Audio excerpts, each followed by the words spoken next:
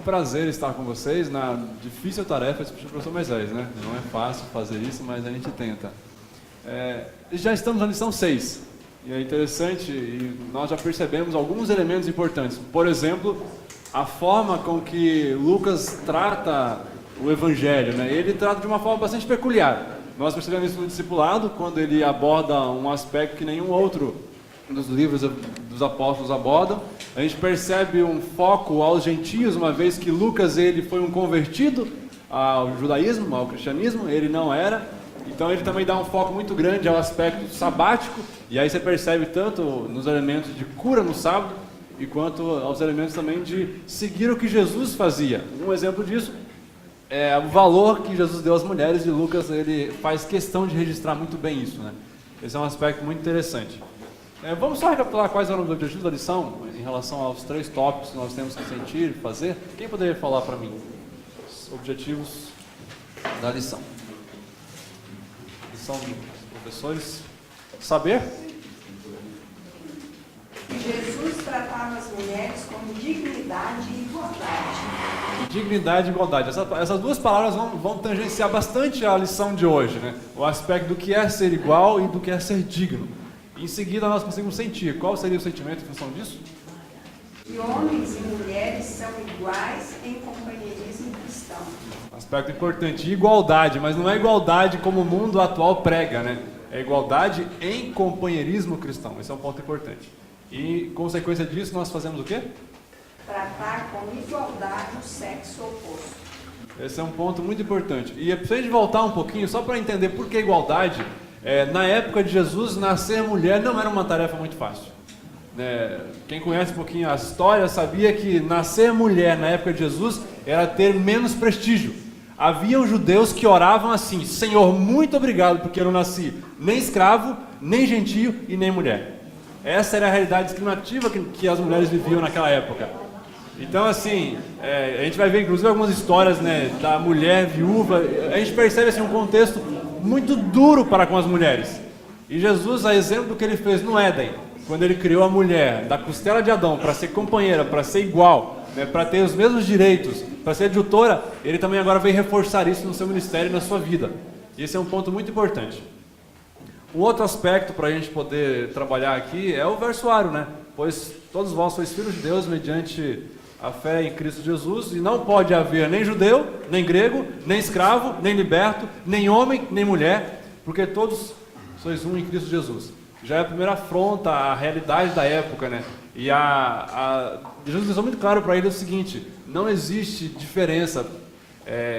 Para mim, todos vocês são iguais. E esse é um ponto interessante, porque nós somos diferentes, sim, em relação a ser homem e mulher, mas perante Deus nós todos somos iguais. Esse é um ponto muito importante que a lição reforça. Automaticamente, em função disso, Jesus vem trazer e devolver a dignidade à mulher. Então, a vida de Jesus pode ser considerada uma vida de retorno à dignidade feminina. E Jesus fez muito nesse sentido. Um outro ponto, a gente vai perceber durante a lição, é que o foco do trabalho de Jesus, enquanto esteve na terra, enquanto viveu neste mundo, foi resolver o problema da causa da dor e do sofrimento. Jesus não se preocupava em dar paliativos, curar pequenos efeitos. Ele atacava a causa, porque ao atacar a causa você tira o sofrimento e a dor. E deve ser o nosso exemplo enquanto missão também. Nós devemos atacar sempre que possível a causa do problema do sofrimento humano, que nós sabemos muito bem qual é. Esse é um ponto importante. A lição começa a destacar alguns elementos disso. E é interessante que todos os dias a abordagem tem que ver com mulheres, até para reforçar o aspecto das mulheres na Bíblia. Um ponto importante aqui, começando, tem que ver com as mulheres que receberam Jesus. Temos a ideia de Isabel, de Maria, e o comportamento dessas mulheres ao receberem uma mensagem de que teriam filhos com uma missão especial. A gente não percebe mulheres duvidando aqui: Senhor, será eu não consigo. Isabel tinha as razões só para duvidar, ela tinha já uma idade avançada, né? Como ter filhos naquela época?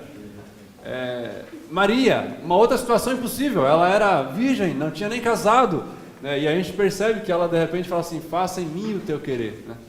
E em contraste com os 70 pelo menos do sinédrio judaico, que não perceberam que Jesus estava às portas, essas duas mulheres perceberam que pela plenitude dos tempos haveria de vir um Messias, e ela só cumpra-se em mim o teu querer. Esse é um ponto interessante, porque mostra pra gente que a mulher tem um jeito diferente de ouvir a voz do Espírito Santo. A mulher tem uma sensibilidade diferente em relação aos aspectos cristãos. E isso é interessante, porque complementa o lado masculino também nesse sentido, né? Essa sensibilidade espiritual é uma coisa que vocês têm, mulheres, de sobra, e esse é um aspecto muito importante.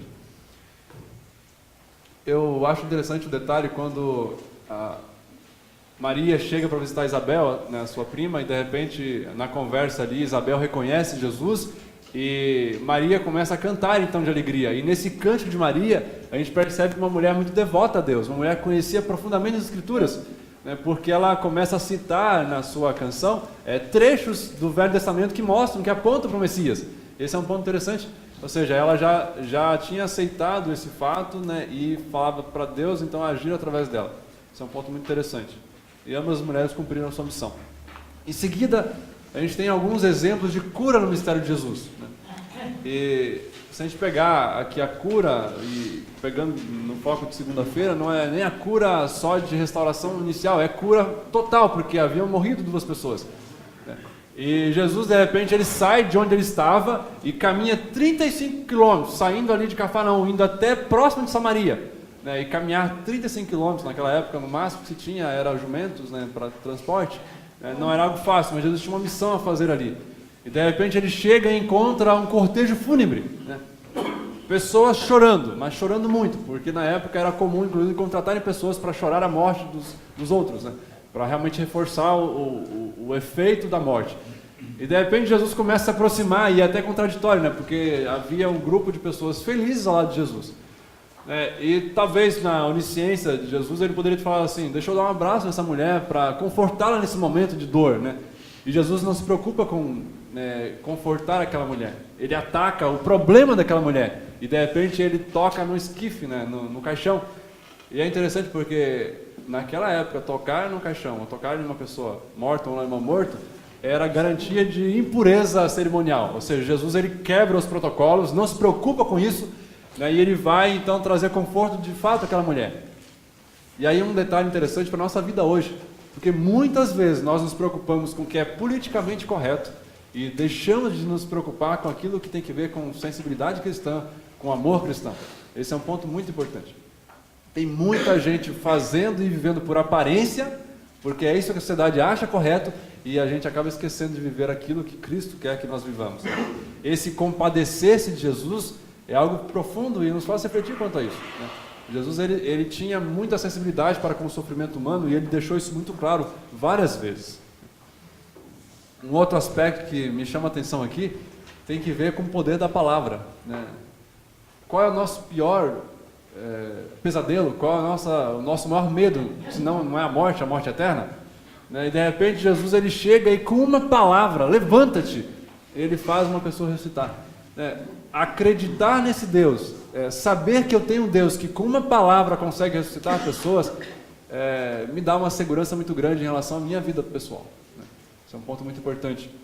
Uma outra questão importante é a nossa responsabilidade para com isso. Deus nos dotou de um dom que é o dom da fala, e quando eu falo, eu estou usando um dom que Deus me deu, que tem muito poder, né? E quantas vezes nós ajudamos ou destruímos pessoas com a nossa fala, né? Tem horas que fere muito mais do que um aspecto físico, né? De você bater ou fazer alguma coisa nesse sentido. Esse é um ponto chave também. Uma outra coisa que me chama a atenção aqui é a ressurreição de um casal de filhos, né? Isso mostra também o desejo ardente que Deus tem de salvar nossos filhos. A preocupação que Ele tem de que todos os nossos filhos tenham conhecimento da verdade ao ponto de poder ter a salvação eterna. Isso é um ponto importante. Em seguida a lição começa a trabalhar alguns exemplos de gratidão, né? E me chama muita atenção, e eu gosto muito da história de Maria, a Madalena, porque aborda muito esse tópico de gratidão, né? De repente nós temos uma mulher que chega num evento social de Simão, o ex-leproso, né? E ele está ali convidando Jesus para aquela festa, e chega uma mulher e começa a derramar um perfume muito caro, muito raro naquela época, aos pés de Jesus, e enxugar com seus cabelos, e Jesus conseguiu ler o coração de Simão, né? E no coração dele dizia algo parecido com assim: um perfume tão caro desse, você derramando aos pés de Jesus, se você fosse filho de Deus, Jesus, saberia que esse perfume é muito caro e poderia alimentar muitas pessoas, saberia que essa mulher é imunda, que essa mulher é impura, que ela é prostituta. Então, Simão começava a razoar algumas coisas no coração. E de repente, Jesus percebe aquilo e começa a falar algumas coisas. E assim, para a gente entender o contexto, Simão, quem era Simão? Simão era um tio distante de Maria Madalena, que inclusive havia sido a pessoa que iniciou Maria Madalena nos caminhos da prostituição. Deixa muito claro isso. Então, quando você começa a entender isso, fica muito mais duro e muito mais hipócrita a fala de Simão, porque ele era responsável, ou corresponsável por aquela atitude, e de repente ele criticava severamente aquela mulher. Jesus, numa atitude muito humilde e amorosa, ele não expõe nenhum dos dois, e ele começa a contar uma história de muito amor, né? Ele fala e Simão entende e realmente responde, aquele que amou mais, né? Simão havia sido curado, Maria Madalena havia sido grata pela cura que ela teve, emocional, física e espiritual. Esse é um exemplo muito clássico também de qual a nossa reação em relação à atitude cristã. Quando eu fui salvo por Cristo, qual é a minha atitude? Uma atitude de crítica aos outros, de hipocrisia, de politicamente correto, ou uma atitude de realmente demonstrar gratidão? Esse é um ponto interessante porque é muito claro perceber que a mulher tem mais tendência a demonstrar gratidão do que os homens. O coração da mulher tende a ser mais agradecido, se ela assim o direcionar. Esse é um ponto que eu acho que é muito importante na vida cristã. Uma outra coisa que a lição aborda aqui, falando desse aspecto das curas também, da gratidão, tem que ver com a mulher do fluxo de sangue. Também me emociona essa história, porque a mulher, ela tinha fé, ela ouviu falar de Jesus em algum momento, eu não sei quanto ela sabia, mas ela sabia que ele podia curá-la. E de repente, ela toca na orla dele, e Jesus a cura pelo toque. Foi um toque intencional da mulher, e foi um toque intencional de Jesus, porque a curou. Jesus poderia ter parado e falar assim, mas quem é você para me tocar? Você vai me deixar imundo por um dia, pelo menos. E expor aquela mulher, porque já havia 12 anos que ela tinha um fluxo de sangue. Mas Jesus não faz isso, Jesus ataca o problema, que era o fluxo. E ela percebe que foi curada. E de repente Jesus fala assim, quem me tocou? Essa é uma frase célebre de Jesus. E ela expressa muito pra gente, né? Porque no meio de uma multidão, alguém tocar em você é algo muito fácil, muito até involuntário. Mas Jesus percebeu isso. Jesus mostra para aquela mulher e para aquelas pessoas ao redor que a preocupação dele era curar uma pessoa que teve fé nele, né? E esse é um ponto interessante, porque ela poderia não ter ido, porque ela sabia que ela poderia ser apedrejada, inclusive, porque tocava em alguém e tornava aquela pessoa impura. Mas ela foi com fé e foi curada. Então, irmão, eu acho muito lindo esse tópico da lição, da questão da purificação, porque o Samuel traz de maneira muito profunda Jesus, né, nesses três casos, da viúva, de Maria Madalena e da mulher impura, todos os judeus, eles ficaram horrorizados quando Jesus era tocado e quando a Maria enxugava os pés, porque era coisa que que o povo judeu não aceitava, porque ele se tornava pessoa imunda, então ele julgava ele uma pessoa qualquer. Mas aí, diante dos milagres, ele fazendo os milagres ali, aí ele se mostrava que ele era o dono, que ele que fez as leis cerimoniais. Então, comentando com a minha filha, eu disse, ele achava muito mais importante as cerimônias que ele havia criado no Antigo Testamento, que foi ele que deu a lei. Ele achava muito mais importante a criatura que ele fez. Tanto ele ressuscitou, né, Maria e a viúva. Para ele, então, ele desbancou todo mundo, inclusive os sacerdotes e aquelas pessoas da época. Isso é muito bonito, muito lindo. E assim, talvez não houvesse outra forma de demonstrar o contraste de quão distante eles estavam de Deus, né? E ali falando de líderes, porque muitas vezes a gente tem a situação dos líderes criticando Jesus, né? Quão distante eles estavam da verdade revelada da palavra de Deus, criando tantas regras que eles começavam a achar que acreditavam em Deus, a achar que viviam para Deus, mas estavam se distanciando de Deus. Esse é um ponto interessante, quando ele contrasta isso. Eu não estou preocupado com as regras de vocês, estou preocupado com o ser humano que eu vim salvar. Isso choca muita gente, mas isso dá a oportunidade das pessoas refletirem sobre quem é Jesus e por que ele faz isso, com que autoridade ele faz isso, né? Porque ele não simplesmente vem e toca alguém e ficou impuro, ele toca alguém e cura a pessoa, né? Ele toca alguém e ressuscita a pessoa, ou seja, é um lembrete de que existe uma regra errada sobre Jesus, sobre Deus, né, que não mostra o caminho para o céu, e também existe uma informação de que eu sou o caminho, a verdade e a vida, eu mostro isso.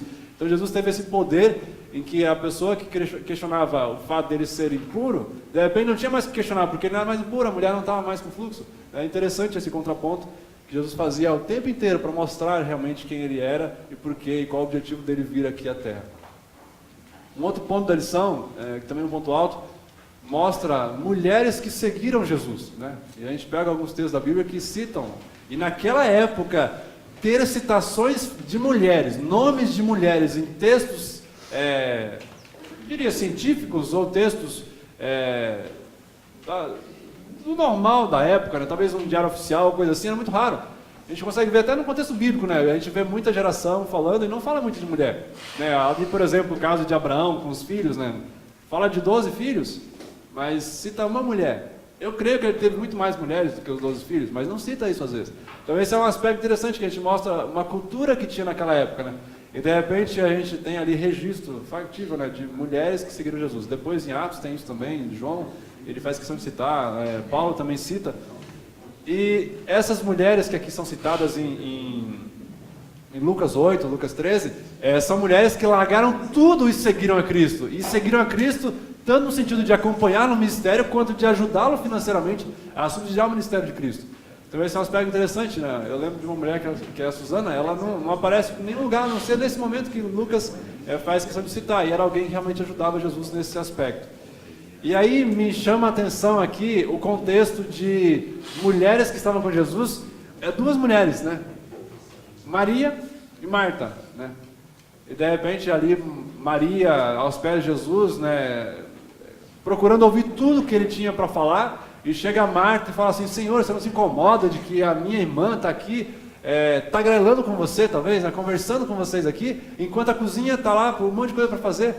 E assim, era legítimo o pedido de Marta, né? Havia uma alimentação para ser feita, um junta-panelas talvez para ser feito, e havia necessidade de comer, mas ela não estava entendendo uma coisa, que tem que ver com questão de prioridade. Ali não tinha uma pessoa qualquer esperando para comer, tinha o Filho de Deus em pessoa conversando com as pessoas. Ou seja, nesse momento nada mais interessava naquele instante, a não ser conversar com Jesus e procurar aprender dele. Esse é um ponto interessante, porque muitas vezes nós temos as ideias corretas, né? Até coloquei aqui o fato de a gente ter muitas vezes a motivação errada para fazer as coisas certas. Eu faço o que é certo, mas pela razão errada. Esse é um ponto interessante para a gente pensar. A Marta, ela fazia a coisa certa, mas ela estava pelo motivo errado. Naquele momento a prioridade era outra. E Jesus não censurou a prioridade dela, ele reforçou a escolha correta de Maria. E esse é um ponto interessante também para a gente poder refletir. Muitas vezes em nossa vida a gente tem prioridades erradas ou escolhas erradas, né?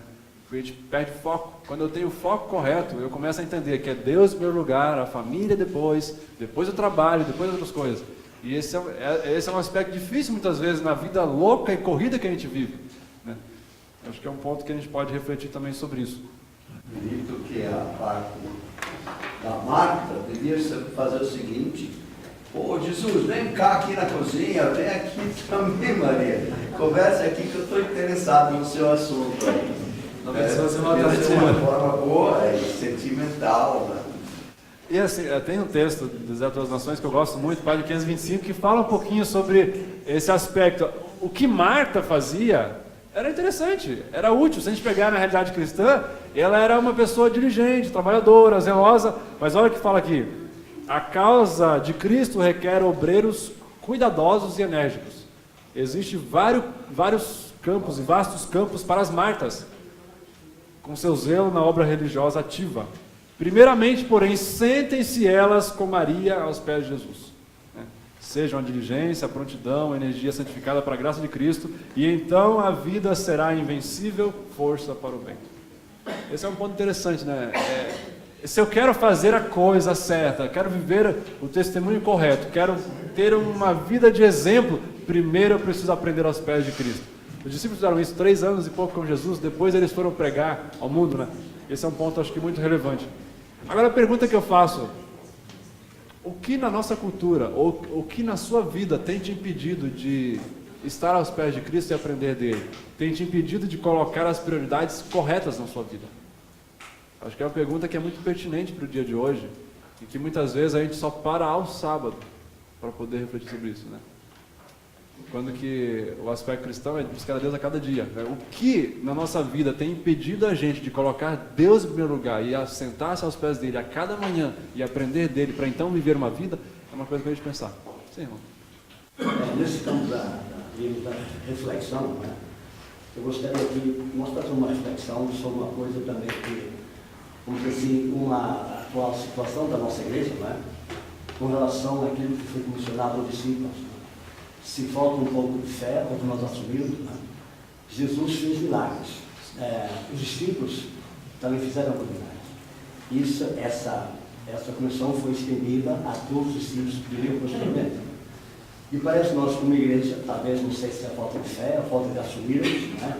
Ou essa relação que nós precisamos ter primeiro, buscar a Cristo, para depois podemos ter esse poder e então esses efeitos se fazer presentes.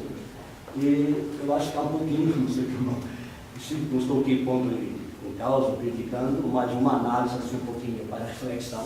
Eu acho que nós vimos mais um pouquinho aquele poder espiritual, talvez o Espírito Santo, que Deus disse, Jesus disse, quando foi ao céu, né? Que ele voltaria para que a sua obra fosse maior ainda. Né? Em todos os aspectos, eu acho que também nesse de curar os enfermos, de curar, batizar e tudo mais. Talvez nesse aspecto, isso me preocupa um pouquinho, não olhando só para os outros, para mim próprio. Né? Sim. Não, e esse é um aspecto que eu remonto um pouquinho à lição do discipulado, né? É fácil fazer uma conta que se eu vivo o Evangelho e consigo mostrar isso para uma pessoa ao meu lado a cada ano, em 8, 9 anos o mundo inteiro conhece Cristo. É fácil o cálculo, 17 milhões de adventistas, pegando adventista, 17 milhões de adventistas no mundo. A cada ano eu consegui levar uma pessoa aos pés de Cristo, porque eu vivi o testemunho, e meu vizinho, meu amigo, meu tio, meu parente conheceu Cristo, 7, 8 anos, 9 anos no máximo, pelos cálculos, você consegue pregar o Evangelho ao mundo inteiro e viver isso aí. Então, assim, por que Cristo não voltou ainda? Né? A pergunta que o irmão está fazendo em relação ao Evangelho tem muito que ver com a minha vida, a minha postura de assentar aos pés de Cristo e aprender dele para ter um testemunho verdadeiro. Né? E aí eu tenho poder de sobra para poder fazer o que eu preciso para concluir a obra. Você citou aí que nós temos chegado talvez aos pés de Cristo somente aos sábados. Essa semana passada estava conversando com um amigo nosso em São Paulo, estávamos falando sobre essa questão do viver o Evangelho, exemplo. Tenho ficado muito preocupado, porque isso aflige a todos. Hoje a questão da comunicação instantânea, online.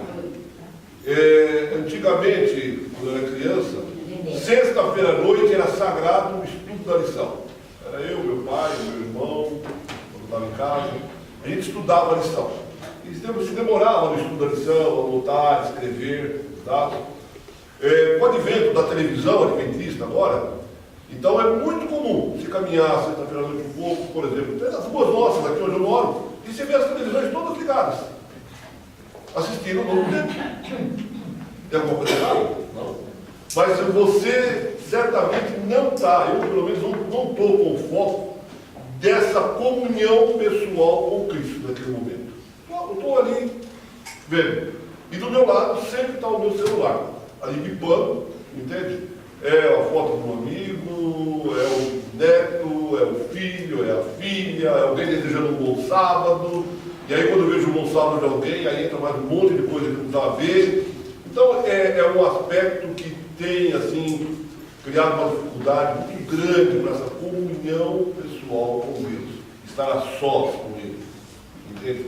Meditar. Eu tenho sentido muita dificuldade nesse sentido. Eu acredito muito naquela passagem de quando Cristo vier, porventura achará fé na terra, o amor se esfriando, tem muito que ver com isso. A nossa postura, muitas vezes, eu falo de loucura da vida, porque é muito raro alguém falar assim, eu tenho tempo de sobra. Não, minha vida é tranquila. Ninguém fala mais isso. As pessoas correm. Tente ficar pronto sexta-feira para o pôr do sol. Eu não sei quantos aqui tem essa correria ou falam, não, meio-dia eu estou pronto. Não acontece isso. A gente corre para conseguir ficar pronto na hora do pôr do sol. Não é isso que acontece com a gente? Então, assim, essa loucura tira da gente uma paz de espírito e uma comunicação com o céu que muitas vezes a gente teria de outra forma. Então, a reflexão que o irmão mencionou aqui, de eu parar e refletir, tem muito que ver com isso. Há pessoas que condenam, as pessoas que condenam o uso do celular, por exemplo, na igreja, né?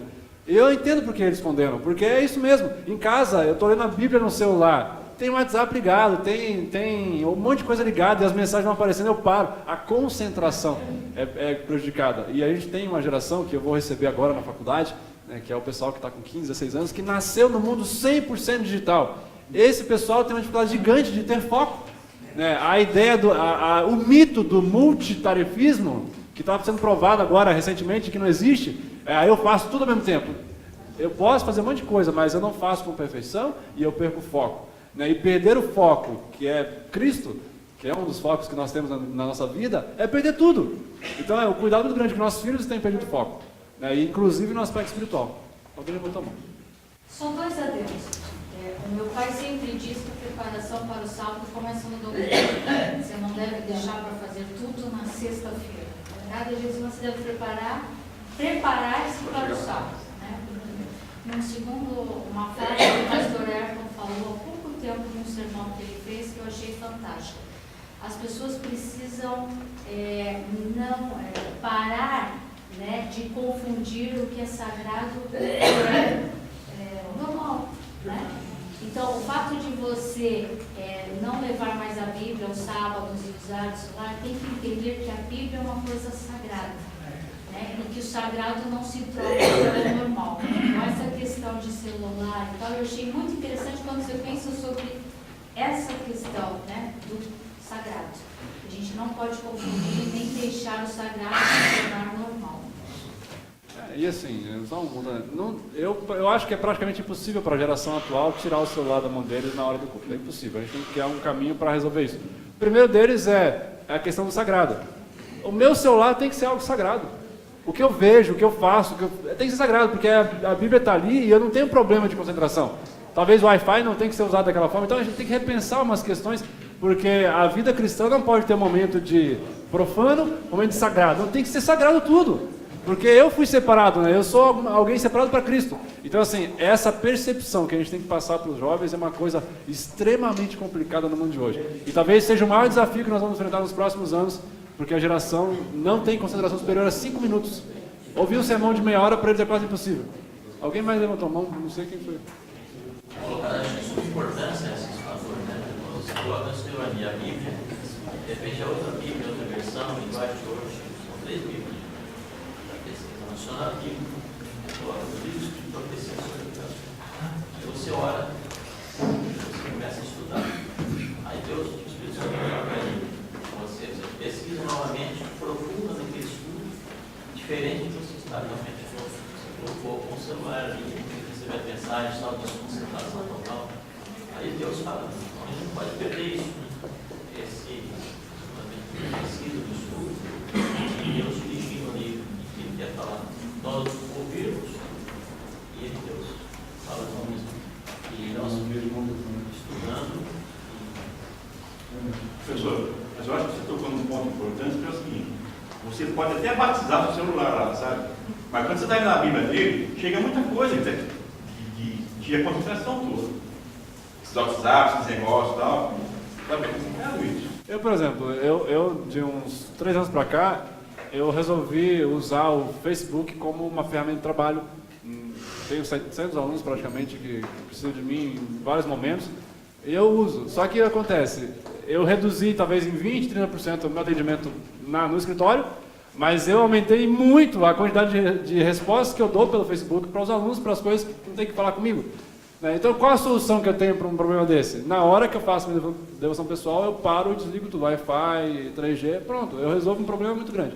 Então, a gente tem que criar ferramentas para isso, porque senão a gente vai acabar criticando a juventude e não vai resolver o problema deles. Nós estamos entrando num assunto, claro, bem do tempo, que é Facebook, celular, etc. Agora, estamos esquecendo um ponto importante da lição, que é o machismo, certo? Quantas mulheres vão fazer uma prédia? Vamos olhar, Cristo, ele pegou os homens, só homens, também se ficaria chato, já era muito criticado, porque ele tinha outras coisas. Se ele tivesse pego mulheres, talvez ele tinha propagado mais rapidamente as coisas, mas ele respeitou a função da mulher, que é ficar em casa educando os filhos, cuidando deles. Ele faz aí. Pegou os homens, porque o homem é mais cabeçudo, é mais dura cabeça, entendeu? Se convence o homem. A mulher já corria atrás de Jesus, como nós vemos aí, né? E atrás dava os seus bens. A mulher é generosa, certo? Ela tem um outro sentimento. Ela tem um sentimento de mãe para com Cristo. Nós vemos bem no final, elas eram mais corajosas. Elas enfrentaram os soldados e aquela perseguição a Cristo Jesus. Elas chegaram primeiro ao túmulo. Por que chegaram primeiro ao túmulo? Por que Cristo se revelou? Ele se revelou porque elas foram as primeiras a chegar. Então, a mulher em si, ela seria maior pregadora do que o próprio homem. Por sinal, ela é uma grande pregadora em casa, que ela educa os filhos, ela faz mais do que o homem. Mas nós não vemos o homem hoje aqui. Nós temos uma certa crítica da parte de alguns evangelistas iniciais, mesmo Paulo, que deixa ela mais humilde, e outros, etc. Porque a mulher, ela pode se exaltar com a presença, com a autoridade. Então, essa parte da mulher não participar mais da pregação é uma parte corrigível, né? E de se olhar, de se pensar nisso aí. Esse é um aspecto interessante, porque, assim, por exemplo, a Conferência Geral nessa, que vai ter agora em junho, uma das coisas em pauta é, inclusive, a permissão ou não da mulher poder ser pastora e ter todas as funções em relação a isso. A gente tem que adaptar alguns elementos da cultura, né? Mas, assim, a gente percebe, independente desse detalhe, que a mulher tem tido um papel fundamental na obra da igreja. Né? A educação de filhos é um exemplo que o seu irmão citou, mas outras coisas. Vê os ministérios da igreja. Quando a gente pega a liderança da igreja e coloca na frente, a maioria é mulher. Em termos de ministérios ali, que tem que ver com o contato, com as pessoas. Então tem alguns elementos que a gente precisa corrigir, claro, ao longo do tempo. Acho que isso é verdade e tem acontecido. Mas a gente não pode esquecer que elas têm tido uma obra muito ativa também no ministério da pregação do Evangelho.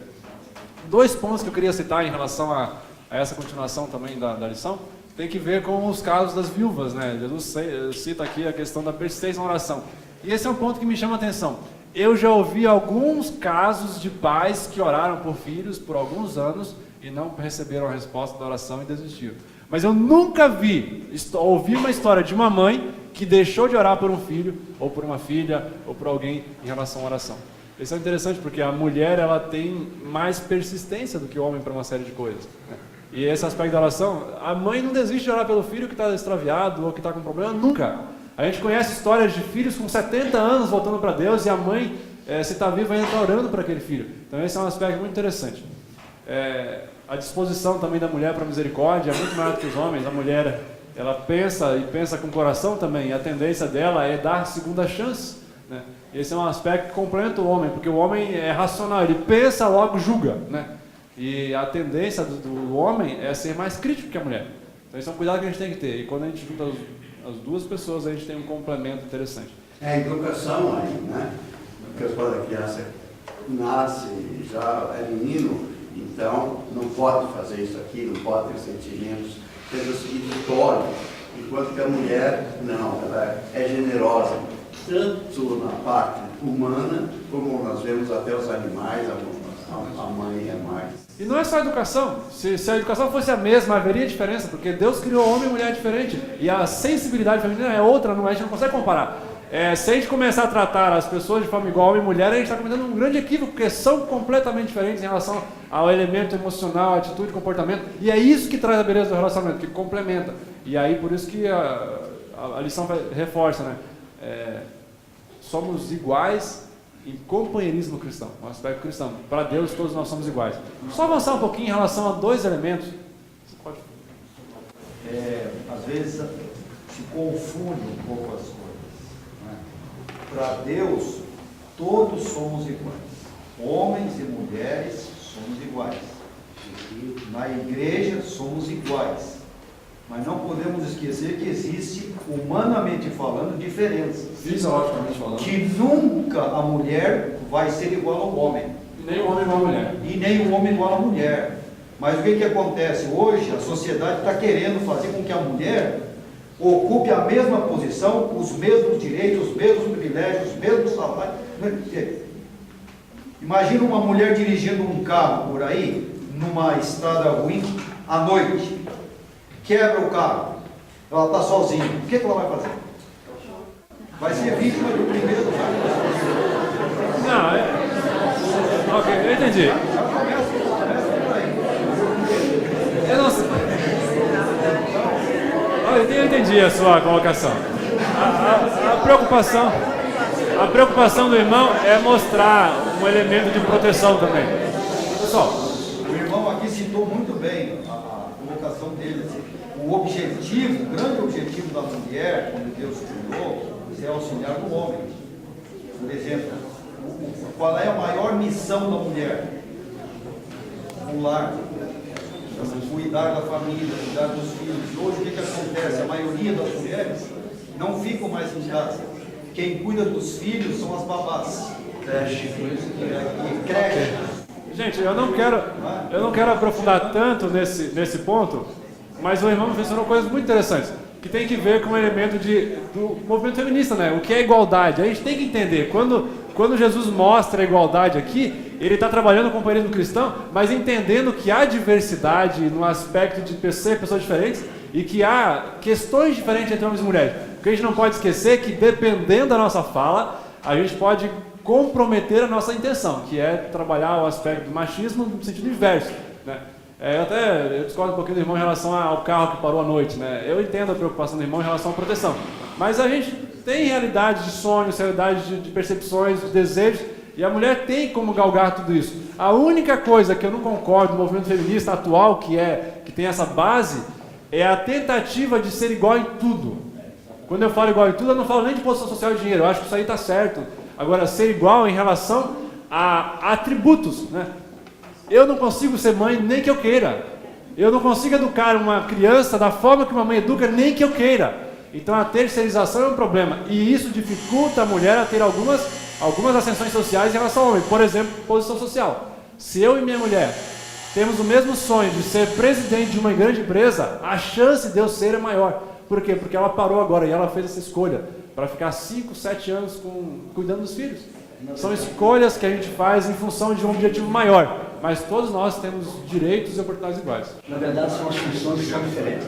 Nós somos todos iguais perante Deus, nos direitos, no tratamento, no relacionamento, porém com funções diferentes. É simples, eu acho que isso aí, a discriminação polêmica, e essa questão, que eu discordo em parte que a mulher, então, uma preocupação com a conferência geral, que a mulher devia ser. Eu acho que não é por aí. A mulher ela já tem o seu lugar dentro da igreja, de maior prominência que o próprio homem.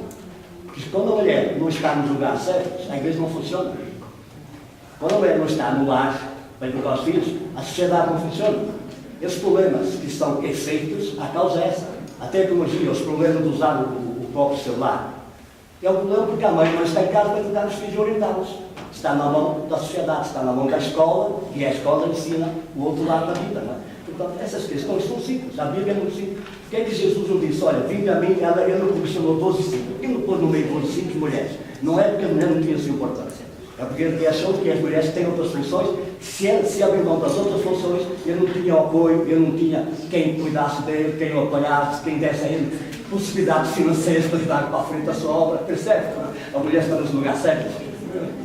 Pessoal, sem pneu, nem homem consegue trocar. Mas é mulher. Vamos fechar. Entendi. Vamos fechar aqui o tema. Eu sei que alguns querem ir para o segundo culto e eu vou terminar aí no máximo 3, 4 minutinhos. Aqui tem uma menção de uma viúva que insistiu com um juiz e ele atendeu o seu pedido, né? Aqui tem um exemplo cristão de que se você insiste com Deus, ele vai atender, porque um juiz mundano que não conhece nada de Deus, atende. Então assim, ser persistente na oração, buscar a Deus e na hora certa ele vai atender você. Um outro ponto interessante aqui é Jesus mostrando a questão da viúva pobre, né? Me chama a atenção porque ele viu pessoas doando recursos e viu uma viúva doando tudo o que ela tinha, que eram 2 moedinhas, né? E aí tem muito que ver com a questão de qual a motivação por trás das minhas intenções, né? A minha intenção ao doar alguma coisa, que é um dos pontos aqui, eu faço para outros verem, eu faço porque eu tenho sobrando, ou eu faço como gratidão a Deus pelo que é e pelo que Ele tem feito por mim. Esse é um ponto de motivação correta. Doar 10 mil ou 1 milhão ou R$1 não faz diferença para Deus. Ele é o dono do dinheiro e o dinheiro para a igreja não faz diferença, porque Deus pode colocar dinheiro onde Ele quiser. Agora, o que conta é a razão e a motivação do meu coração para doar, para ajudar. E aí isso é um ponto importante perante Deus, porque Ele está preocupado com a forma que eu lido com o meu egoísmo interno, né? Como eu consigo chegar para Cristo e me aproximar dele. Esse é um ponto interessante. E eu queria terminar com um comentário que a White tem aqui sobre a questão das mulheres, né? E o papel ativo delas, que aliás são lições fantásticas que a gente tem em relação a elas.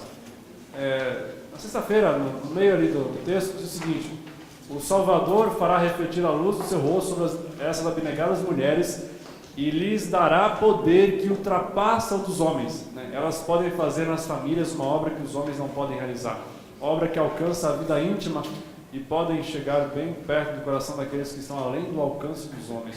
O seu trabalho é absolutamente necessário.